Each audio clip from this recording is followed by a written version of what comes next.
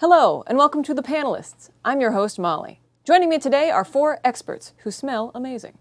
On my shave side, we have Team Cam and Jacob. What is your team name? Well, I think we're Team in Vain. Yeah. Team In Vain. And to my hair side, we have Team Graham and Corey. What is your team name? Team Chips. Because we want chips. It's not because you're cops. No, we I just mean, really if you want- are, you have to tell us. We would have to tell you if we were cops, yeah. yes. Or did you mean like processor chips? Is it just a celebration of chips? Well, I was gonna clarify what the kind you can eat, but Yeah, now I'm confused. Do we eat silicone? I've never tried it. We'll get back to you. Wow, that is a plethora of options. But good news! Your dealer is now selling babelfish. If you put one of these weird fish in your ear canal, they say, it feeds off your brainwaves and regurgitates some amazing psychic benefits straight to your brain. As they drone on about symbiotic relationships in nature and stuff, they produce 2 baby food jars with little brightly colored fish swimming around inside them. No side effects, they say. Well, maybe a couple side effects. The one in the jar on the left, if you put it in your ear, you can play any instrument with beautiful expression, but to you, it sounds like bagpipes in a tumble dryer. But the fish on the right, if you put it in your ear, you can understand any spoken language, but that includes animals, and they mostly talk about fucking or murder. Team In Vain. I don't know about you. I put all of my points into charisma. I assume you're probably the same. Sure. I find you very charming. Oh, well, thank you. You're very welcome. Oh, that's You sweet. got a critical success with me. Aw. Flattery will get you nowhere. I would like to be able to understand all sorts of people, all people, so we may leverage this as much as possible. It would make us the ultimate spies. It would make us the ultimate communicators.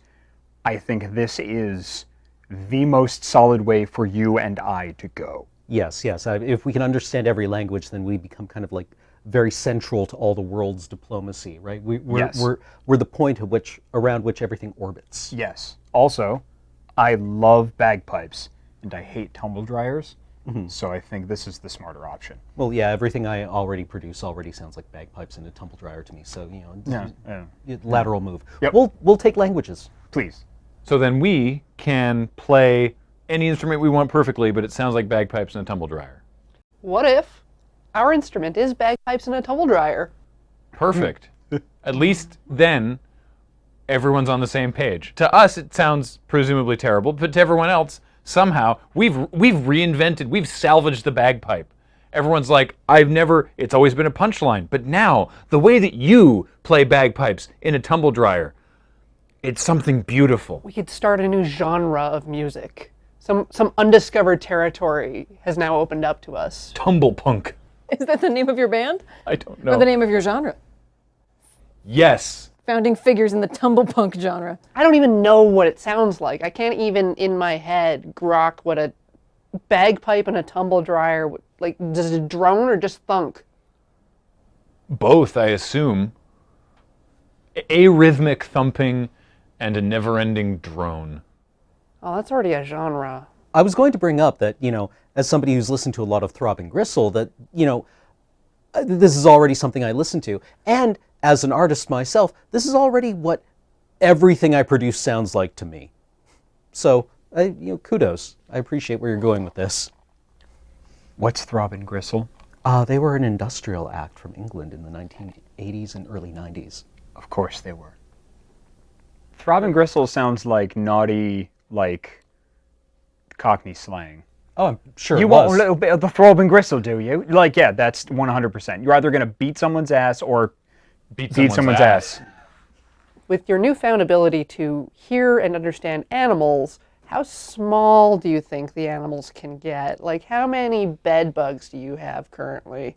Well, I'd imagine they'd have to be capable of some kind of vocalization. So, like, birds, when they're outside your window at 4 a.m. going, hey, hey, hey, hey, hey, hey, and Hey. hey, that you would now be able to understand is them going, hey.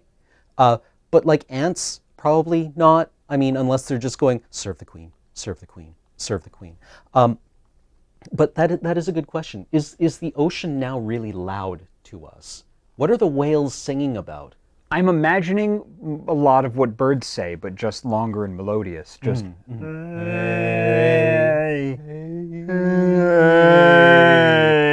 Hey. Hey. This is also an album I listened to when I was a teenager, I think. I love learning new shit about you. So that's our answer. That's what we think. What if spiders are actually talking and they're just muttering the entire time? Is that going to be a problem if they're just going to be like, gotta get a fly, perfect spiral, perfect spiral. Okay, no, this is a problem, this is a problem. Okay, no, okay, perfect, better, no, bad. Somebody, okay, no, somebody, wait, somebody walk through it. Must lay eggs in the jam, Well, now you know there's spider eggs in your jam. Which Very jam? helpful. Oh, can you imagine like finding out that there's a spider on your pillow because you can hear it whispering? Like, oh, gotta make it. Yeah, it's like, oh, no, the ear, there's something in the ear, no, it's so who is bad, that? it's so bad, it's so bad. It's like a nice, that looks like a nice cave. That looks like a nice cave. It's a nice cave. It's a nice cave. Yeah, I don't want that. No, yeah. It It gets louder and louder Yeah. and louder, and then really quiet. Yeah, and then like super quiet, and then just gentle snoring. Then you just hear the fish chewing. I agree with you on your sort of baseline of what kind of animals you can hear, because you can't hear ants or, thank God, spiders just sort of doing their thing. You know, you can only hear, dogs, cats, birds, certainly. But I think they're communicating a little more intelligently than just sort of, hey, I think that there's certainly if you pass the dog park, there's arguments happening, there's play, there's certain times of year, there's courtship. Maybe these animals are used to humans not understanding them and are having they're just shit-talking us the entire time because they figured out that we don't understand them at all. And they're just being like, so what'd your idiot do? It's like, well, it's committing mail fraud. Yeah. Right? So I don't know what I'm going to do about that. I'm probably going to be out of a home soon. Oh, mail. That thing they do where they write things down on dead trees and send them to each other. I know. Being carried by other people. It's so pretentious. It's absolutely pretentious. We're the ones that actually have it well. We get to come to this park, run around, sniff butts, go home, eat, sleep, and the humans think they're in charge. But they don't give us cheese. Well, I don't want atomic shits. No, fair enough, I suppose. I've been trying to cut back, but it's honestly so tempting. It really is. Especially when it's in my own vomit and I get to eat it again. Stick! Squirrel! Squirrel! When we're world famous musicians, we can also run around the park, sniff butts, go home and eat food. You don't do that already? No, it's frowned upon. Is the expectation, though, as part of your brand that you're going to have to somersault everywhere being tumble punks? It seems with our newfound fame, we get to be as eccentric as we like. World famous musicians get away with a lot. I mean, what kind of eccentricities would you really load up on? Being specifically the progenitors of the tumble punk genre. A lot of rivets, some canvas, but torn in strips, danglies. I guess we're obliged to have tartan in there somewhere.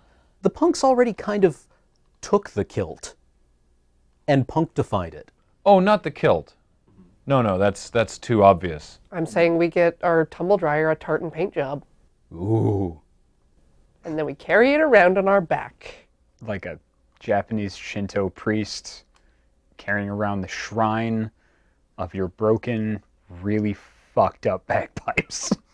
Oh, God, you're going to have some very, very pretentious fans that are going to want to put different types of bagpipes in different types of dryers in order to get just the right sound, man.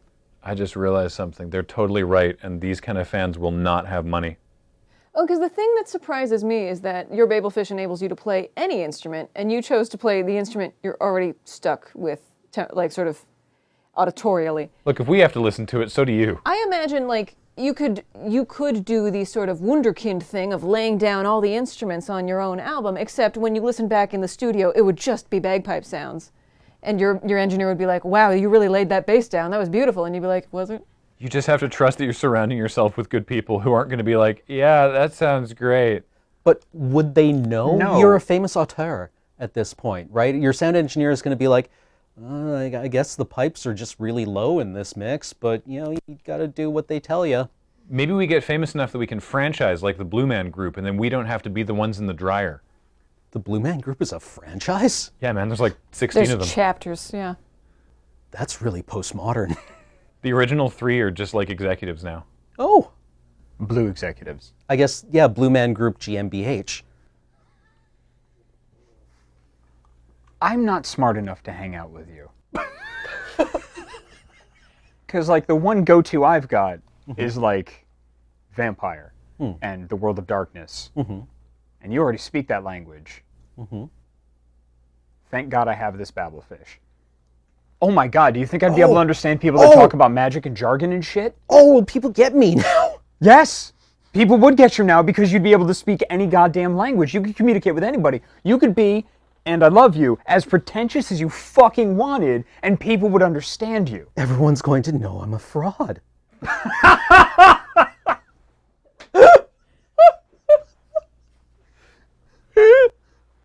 Finally! You're free! Freedom! So we've decided that Team in Vain has led us into the interior monologues of animals. Thank you so much. They're just as neurotic as the rest of us. Who knew? Hashtag relatable. And Team Chips, congratulations on inventing a new genre. Sorry you won't make any money. But I have good news. You have been abducted by space aliens and taken away from this planet Earth. In 2019, that itself is already pretty good news, but the better news is that these aliens are quite fond of humans on an individual basis, and you are adopted into an alien household via the gray market of exotic extraplanetary pets. As an extraterrestrial house pet, you are guaranteed to comfortably live out your natural life free of danger, disease, or want. In further good news, your new master species has the technology to perfectly reproduce Earth food, exact simulacra in flavor and texture, and synthetically formulated for your complete and balanced nutrition. The catch is, this technology can only reproduce items smaller than a nectarine, to be printed in bulk and served to you in a shallow bowl with no utensils. Your masters cannot understand your vocalizations, but like any self-respecting pet owner, they are attentive to which foods you snub and scarf, and will cycle through your options until you express a preference. This will be your dietary staple for as long as you live. What do you choose as your human kibble? Team Chips. Do you choose chips? That's an option. Fruit Loops. I've had this discussion before. I don't eat breakfast, and I've had, like, parent figures be like, you have to eat breakfast, choose a food. Fruit Loops. I can eat Fruit Loops every day. With or without milk. I am not laughing to undercut the Fruit Loops. I just didn't expect that. Out of No one does. The panoply, no one expects the Fruit Loops. No. I was gonna try and see if, like, technically, like, a slice of a sushi roll counts as smaller than a nectarine, but no, Fruit Loops, I guess. That's, I mean, follow your nose to the fruit, right? Yeah, Toucan Sam and the Fruit Loops, they're so sweet. Fruit Loops, yeah. Sure. I've doomed us for eternity. Graham, what would you choose as your human kibble? God, I don't know now. It's an oddly personal question, I've found. I very much support your street food, portable, handheld, variety food that you decided to go with. I mean, the thing is, we're gonna get sick of it no matter what. If it's what we eat every day for the rest of our lives, we're gonna get sick of it no matter what happens. So, yeah, fuck it, I'm with you. Fruit Loops. Would it help? I made a list of things that are smaller than nectarines for the purposes of writing this question. Would you like some suggestions? I want to wait to hear what the other team has to say Thank first. you, me too. I have a question here. You said they'll synthesize us anything we want. Because when you say human kibble, what comes to mind is just like, you know, the little round, like Cocoa Puff sized or Corn Puff sized kibble nuggets. Yes. And are we getting like those with any flavor we want, or is it any food we want as long as it fits within roughly those size parameters? They have observed the eating habits of humans on Earth and have gone, they eat things of this size. They can only print of a certain size, but they will pick that thing from Earth and reproduce it with whatever matter they can generate. Oh, but it's a synthetic reproduction of it. Yes. As a vegetarian, I'm going to go with popcorn chicken. Dang, that's good. That was the first thing on my list, in fact. Or calamari, maybe? Yeah, breading is an option, if that widens your parameters at all. But like, you know, you walk past KFC and part of your brain is like, hey, that's salt and fat. You want that. And you're like, shut up, brain, it's terrible, right? And you're like, yeah, but it does smell kind of nice, doesn't it? Yeah, so many sauces. Eat the salt and fat, asshole. Ooh, salted fat asshole. Oh, yeah. Just Buttholes. hickory smoked horse buttholes. I was actually going to go with sushi because there's enough like variety there in the various rolls. Right, But right, right. specifically like Western Japanese restaurant like maki, like Right. rolls. Yes, Yeah, like because the little like cucumber or Exactly, avocado yeah. or like Nigatoro. exactly. Yeah, Right. like something like that or like the inventive ones. So at least there's like a random variety of stuff with random schmutz on it that's Right. going to taste good. You can't use utensils, so it's going to get messy. I long for the day I can shove my face into a bowl of sushi. Throw some random nigiri in there. Hell yeah. Just mix that. I will eat it in a big, messy sushi slurry. I do not give a fuck. Get it in me. Yeah, very fresh tasting, Yes. sharp, clean. Yep. Exactly. Yes. Yep. I'm going sushi slurry. I'm with you 100%, except for the fact that we are going with Fruit Loops. Fruit Loops. Yeah. Without milk? It can be done. It's Yes. not ideal, but it can be done. It can be done, but why would you want that? It's not like we're going with Captain Crunch. I mean, dry Captain Crunch Crunch will is just, yeah, it's like eating landmines. yeah, you just turn your mouth into just ragged beef. Oh God. Oh. Yeah, it's not a That's good disgusting. cereal. Yeah. You ever turn Captain Crunch into Rice Krispie Squares? What? Yeah. Really? Yeah. Wow. Oh. Oh yeah. Are they still threatening to eat? Kind of. I would still. It's it's Captain Crunch. It hates you and all you love. So be careful. But it's very tasty. If he wasn't such a piece of shit, he'd be an admiral by now. I once had a bowl of Captain Crunch, and because I was a dumb teenager, and I was out of milk and used Coke instead of milk. And as it turns out, the acid, Coca-Cola, the soda. Coca-Cola, the soda. Okay, good. I Coke shook and- for a little while after eating it. But the interesting thing was that the acidity of the Coca-Cola peeled the oil that they used to keep Captain Crunch crunchy right out of it. And it just disintegrated into like this sugar syrup. And you still consumed this. I was a teenager. Well, that's true. I mean, it didn't turn out terribly well for me. I mean, look at me. But I'm willing to say that was, a nexus of fate. In my youth, I used orange juice at least once, and I can agree with everything he described. If I was out of milk, I just had dry cereal or toast. Toast is dry cereal. Yeah. Yeah, it is. It is. It absolutely is. Also, can we just circle around back to how the fact that now I'm realizing that popcorn chicken is actually just literally human kibble? Oh, yeah. Oh yeah. Okay. Yeah, I mean, so is cereal when you get down to it. I Yes. suppose, yes. Crunchy. Yeah. Now I'm thinking about buttering some cereal.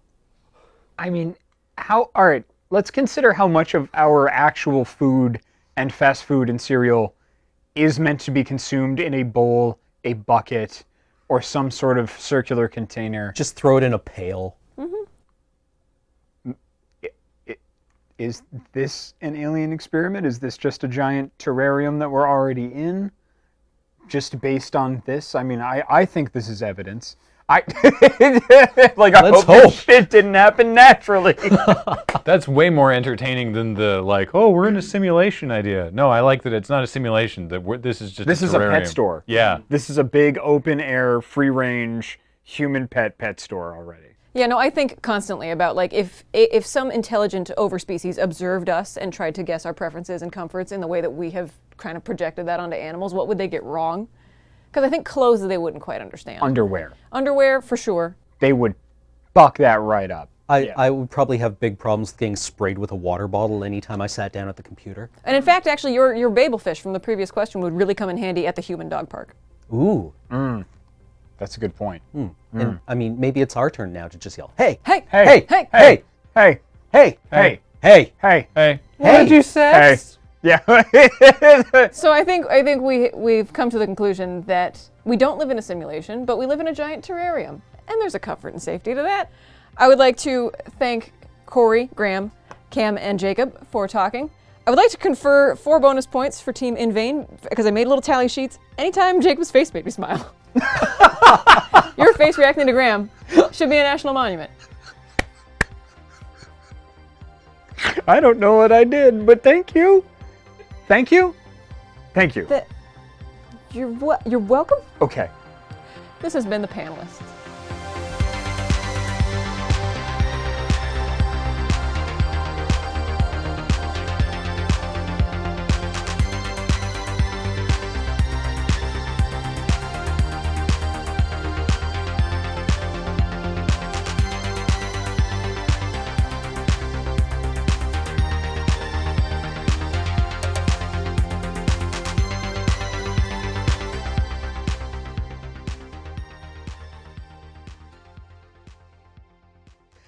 Who wants to fuck this? That's it. Hey! Hey! Hey! Hey! Mine!